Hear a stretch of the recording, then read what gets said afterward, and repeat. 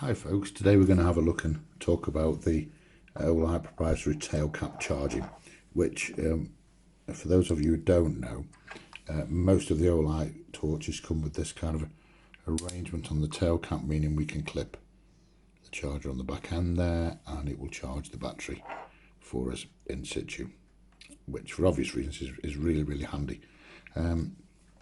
However, the Olight manuals are a little bit sparse in information as to whether I can use an alternative third-party battery in any of their products, and they also haven't mentioned whether there is an overcharge or over discharge protection built in with the lights. In other words, should I be using protected or unprotected batteries? So with those first two significantly important points just pushed aside for a second, let's see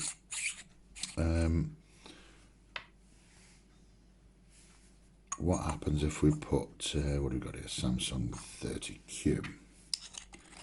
Let's pop that in there.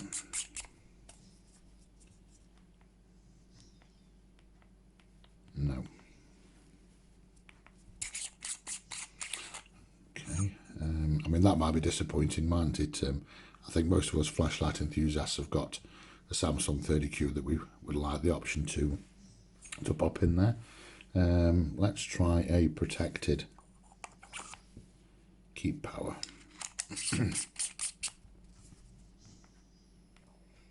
Yeah, okay, so that works. So the keep power works and the Samsung doesn't. Let me try a night core protected cell. Okay, that one works. So I'm not really sure why that is, unless it's something to do with this slight difference in length that you get on the protected batteries. As you notice on the tail cap there's no spring, so there isn't really going to be much leeway, is there, on the distance? It's either going to fit or it isn't, although there is a little spring tucked in there. I think you can just about see it. And what we've got on the Olight batteries that enables this to work, which I guess kind of complicates the situation, is we have the negative and the positive pole on the same side with this little plastic thing there to separate the two. So what about something different? The S30. How does this one fare?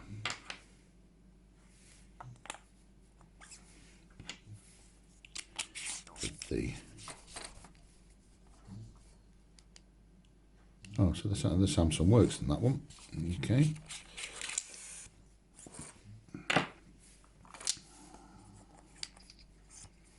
There's no real difference on the tail cap there, is it? So that just does that just make a nonsense of what I've just said? I don't know.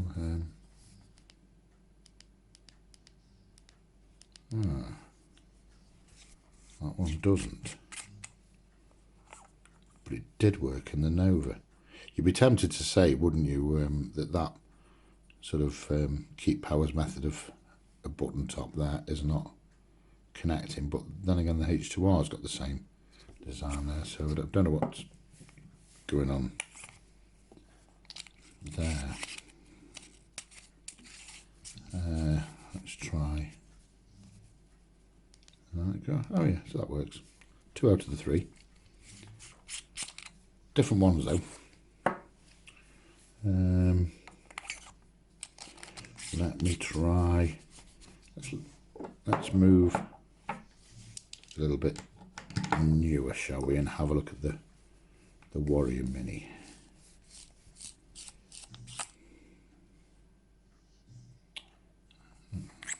Okay.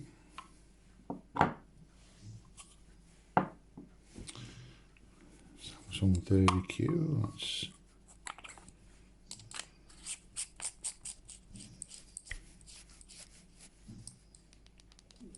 nope.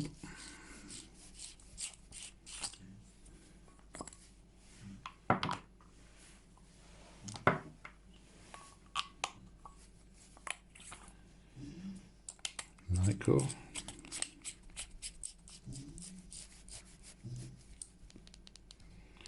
No. What's the betting? We're going to be on a no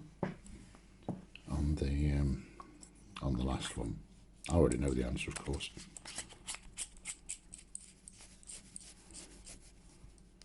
No. Okay.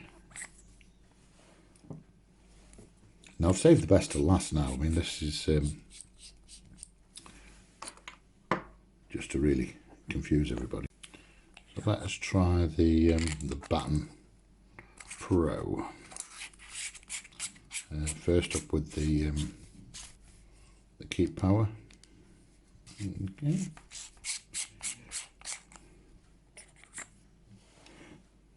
Then the night core.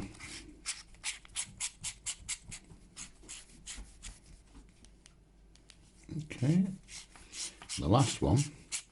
Let's try the what one would have thought would have been quite a preferred choice for some people, the Samsung. Oh, great. So, well, if you can figure that one out, I certainly can't.